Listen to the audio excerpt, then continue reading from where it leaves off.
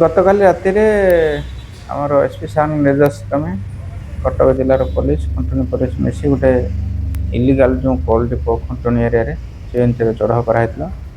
ସେଥିରେ ଯେଉଁମାନେ ଇଲିଗାଲ ଆକ୍ଟିଭିଟିରେ ଜଡ଼ିତ ଥିଲେ 14 ଜଣଙ୍କୁ ଧରା ହେଇଛି। ଦୁଇଟି ଟ୍ରକ୍ ମିନି ଟ୍ରକ୍ ଯେଉଁଥିରେ ଲୋଡ୍ କୋଇଲା ଥିଲା, ଚୋରା କୋଇଲା, ତାକୁ ମଧ୍ୟ ସିଜର କରାହେଇଛି।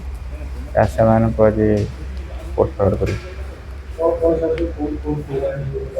ଏଗୁଡ଼ା ଯେଉଁ ଆପଣ ମାନେ ଜାଣିଛନ୍ତି, ଯେଉଁ ଆସୁଛି ତାଳଚେର କି ଅନୁଗୁଳ ସାଇଡ଼ରୁ କୋଇଲା ଆସୁଛି ଗାଡ଼ିରେ, ସେଠି ଟ୍ରକ୍ ମାନଙ୍କ ଠାରୁ କିଛି କିଛି ସଂଗ୍ରହ କରୁଛନ୍ତି। ସଂଗ୍ରହ କରିସାରିଲା ପରେ କିଛି ହେଇଗଲା ପରେ ସେମାନେ ନେଇକି ଚୋରାରେ ବାହାରେ ବିକ୍ରି କରୁଛନ୍ତି।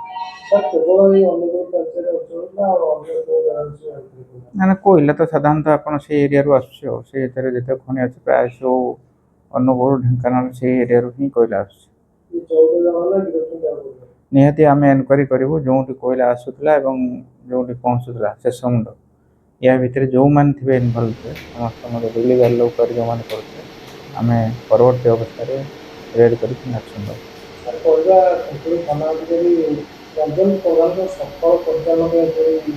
ନିହାତି ପୋଲିସ ଏବଂ ଯାଜପୁର ଏସ୍ପିଙ୍କ ନିର୍ଦ୍ଦେଶ ଏବଂ ଯେଉଁ ନୂଆ ଆଇସି ଜଏନ୍ କଲା ପରେ ଏସବୁ ଜିନିଷ ଆକ୍ଟିଭିଟି କେମିତି ବନ୍ଦ କରାଯିବ ଏରିଆରେ ସେ ସବୁବେଳେ ଚେଷ୍ଟା କରୁଛନ୍ତି।